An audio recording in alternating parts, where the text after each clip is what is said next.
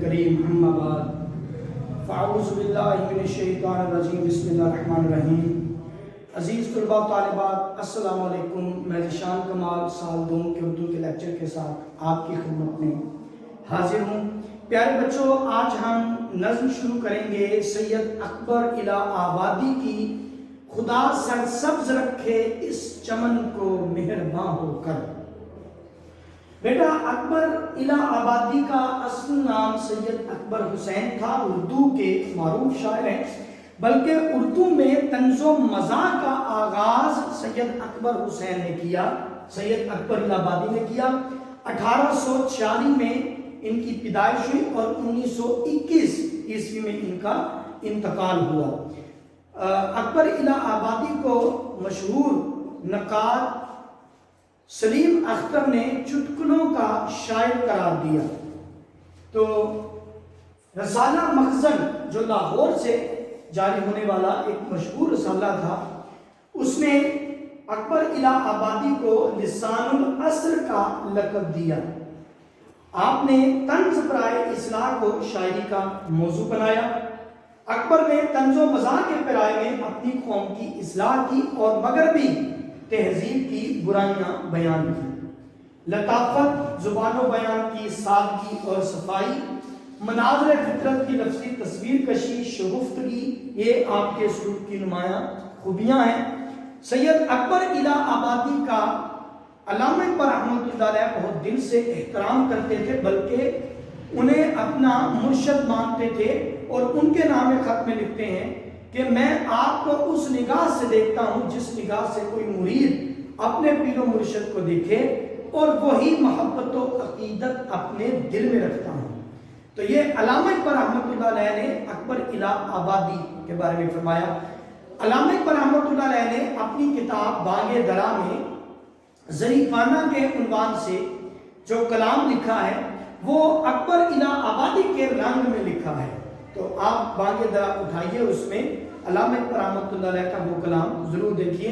باقی اکبر الہ آبادی کے 3 دیوان جو کلام ہے ان کا، وہ 3 دیوان کی شکل میں، 3 دیوان کی صورت میں ہمارے پاس ہم تک پہنچا، ہمارے پاس موجود ہے۔ اگر آپ ان کا کلام پڑھیں تو آپ کو انشاءاللہ اپنی اصلاح کے لیے بھی بہت کچھ ملے گا اکبر الہ آبادی کے کلام میں۔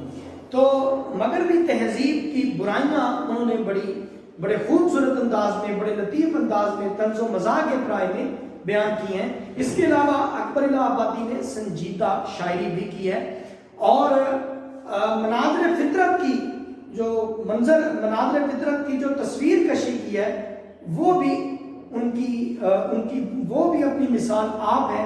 تو اب ہم انشاءاللہ پہلا شعر کریں گے اس نظم کا، خدا سر سبز رکھے اس چمن کو مہرباں ہو کر۔ شعر ہے کہ بہار آئی کھلے گل، بہار آئی کھلے گل۔ تو یہ بہار کا خاصہ ہے کہ بہار کو بیٹا اردو ادب میں مستقل حوالہ ہے، اور ہمارے ہاں استعاروں کے طور پر بھی بہار کو استعمال کیا جاتا ہے۔ خوشی کا استعارہ ہے، آزادی کا استعارہ ہے، وصل کا استعارہ ہے۔ تو بہار آئی کھلے گل، تو یہ دونوں ایک دوسرے کے لیے لازم و ملزوم ہیں۔ بہار آتی ہے تو گل کھلتے ہیں، اور گلوں کے کھلنے کے لیے بہار ضروری ہے، ٹھیک ہے۔ بہار آئی کھلے گل، زیب صحن، زیب کا مطلب ہوتا ہے سجا ہوا، زیب صحن بوستان، بوستان فارسی زبان کا لفظ ہے، بوستان کا مطلب ہوتا ہے گلستان۔ زیب صحن بوستان ہو کر، کہ جب بہار آئی تو پھولوں نے گلستان کو سجا دیا۔ صحن گلستان پھولوں سے ایسا سجا کہ ہر دیکھنے والی آنکھ اس منظر کی ستائش اور تعریف کیے بغیر نہ رہ سکے۔ تو یہ بہار ہے، بہار کی آمد کا جو منظر کھینچا ہے اکبر الہ آبادی نے، نہایت خوبصورت انداز میں منظر کشی کی ہے بہار کی آمد کی۔ بہار سے پہلے جب خزاں ہوتی ہے، چمن بالکل ویران ہوتا ہے، ہر طرف ایک اداسی چھائی ہوتی ہے، تو جب بہار آتی ہے تو ہر طرف رنگینیاں اور رعنائیاں اپنی آمریت مستحکم کر لیتی ہیں، کلیاں چٹکتی ہیں، پھول کھلتے ہیں، پرندے چہچہانے لگتے ہیں، اور شبنمی قطرے برگے گل پر ہیرے جواہرات کی طرح چمکنے لگتے ہیں، اور ان سے کوسے قضا پھوٹنے لگتی ہے، ان سے کوسے قضا پھوٹنے لگتی ہے ان شبنمی قطروں سے۔ یعنی ہر طرف رنگینیاں ہوتی ہیں، خوبصورتی، حسن، اور سب چہروں پر ایک مسرت کا تاثر ہوتا ہے، مسرت کے تاثرات ہر طرف پھیل جاتے ہیں، عشرت و بہجت کا ماحول ہوتا ہے، اور فضا میں رنگ و بو کا طوفان ہوتا ہے۔ یہ بہار کی آمد کا منظر ہے۔ بہار آئی کھلے گل زیب سینے بوستاں ہو کر، اب اناگل نے مچائی دھوم سرگرم فگاں ہو کر۔ کلاسک کی روایت ہے کہ جو بلبل ہے یہ گل کا سودائی ہے، گل کا شہدائی ہے، یہ عاشق ہے گل پر، یہ ہمیشہ اپنے محبوب کی تلاش میں رہتا ہے۔ تو جیسے ہی بہار آتی ہے، پھول کھلتے ہیں، تو بلبل اپنے محبوب کا طواف کرنے لگتا ہے، بلبل کے زمزموں سے سارا گلستان گونجنے لگتا ہے، ایک خوشگوار صدائیں ہر طرف سے خوشگوار صدائیں سماعتوں سے ٹکرانے لگتی ہیں اور کانوں میں رس گھومنے لگتی ہیں، ایک خوشگوار احساس پیدا ہوتا ہے، دل میں تازہ ہوا کے جھونکے اور نئی لہریں، زندگی کی نئی لہریں دوڑنے لگتی ہیں۔ تو بلبل کی خوشی کا ٹھکانہ نہیں ہوتا، بلکہ بلبل ہر طرف بہار کی آمد کی خوشخبری سناتا ہے، دراصل اس کے دل میں اپنے محبوب کے وصل کی خوشی ہوتی ہے، اور اس لذت میں وہ اس قدر مست ہوتا ہے کہ اللہ کا شکر ادا کرتا ہے، کبھی خوشی کے ترانے گاتا ہے، کبھی بہار کے گیت گنگنانے لگتا ہے۔ لیکن یاد رہے فغاں کا مطلب سوز ہے۔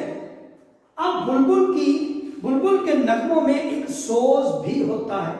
وہ سوز کیسا؟ دیکھیں، جب خزاں ہوتی ہے تو بہار کی آمد کی امید اور انتظار، یہ دونوں چیزیں کسی نہ کسی طرح انسان کو یا کسی بھی جاندار کو خوش رکھتی ہیں۔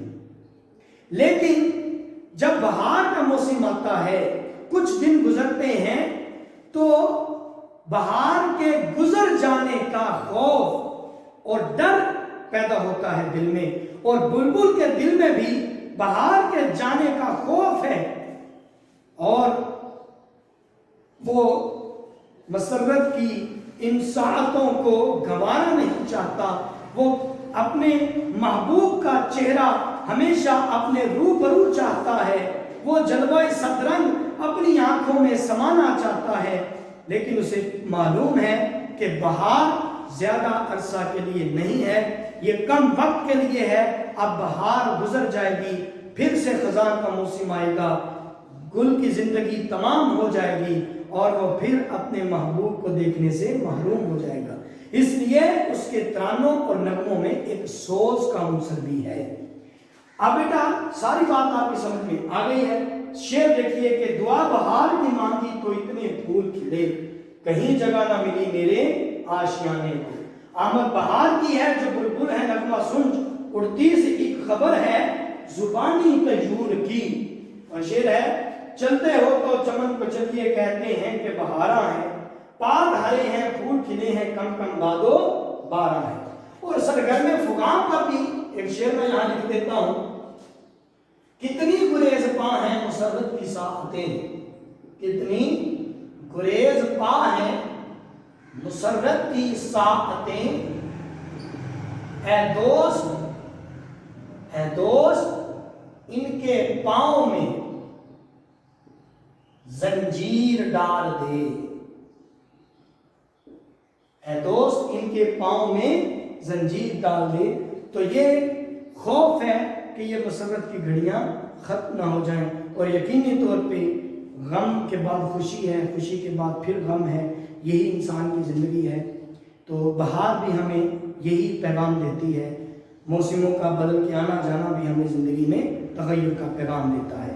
تو بچوں اس شعر کو اچھی طرح سمجھیے اور اکبر الہ آبادی کے اسلوب کو نوٹ کر لیجئے۔ اگلے لیکچر کے ساتھ انشاءاللہ حاضر ہوں گا، جب تک اجازت چاہتا ہوں، اللہ حافظ، خدا حافظ۔